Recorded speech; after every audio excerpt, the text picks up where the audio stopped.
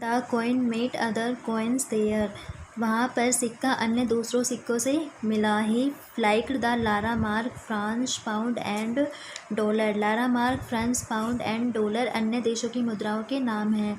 वहाँ पर उसने इन सभी मुद्राओं को बहुत पसंद किया। ही फेल्ट प्राउड, प्राउड का मतलब होता है गर्व करना, उसने गर्व महसूस किया। That he got a chance to meet other coins, कि उसे अन्य दूसरे देशों के सिक्कों के साथ मिलने का अवसर मिला।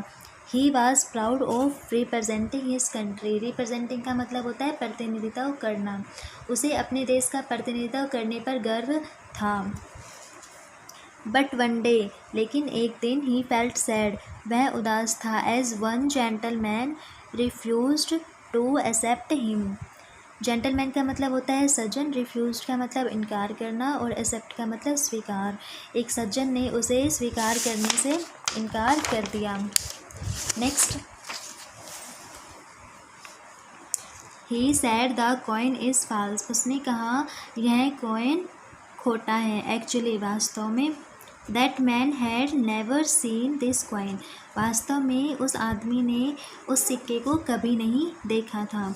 ही had been using other coins, using का मतलब इस्तेमाल करना, वह हमेशा दूसरे सिक्के इस्तेमाल किया करता था। सो ही थ्रेव, थ्रेव का मतलब होता है फेंकना। Him on the ground being totally fake, fake का मतलब गलत बताना, इसलिए उसने सिक्के को ज़मीन पर फेंक दिया और बिल्कुल गलत बताया। The coin was embarrassed by rejection, embarrassed का मतलब होता है शर्मिंदा और रिजेक्शन का मतलब होता है अस्वीकृति, सिक्के को शर्मिंदगी और अस्वीकृति महसूस हुई। The coin recalled his golden respect of his own country, recalled का मतलब वापस आना और गोल्डन रिस्पेक्ट होती है हमारे सुनहरी सम्मान, सिक्के ने अपने देश में सुनहरे सम्मान को याद किया।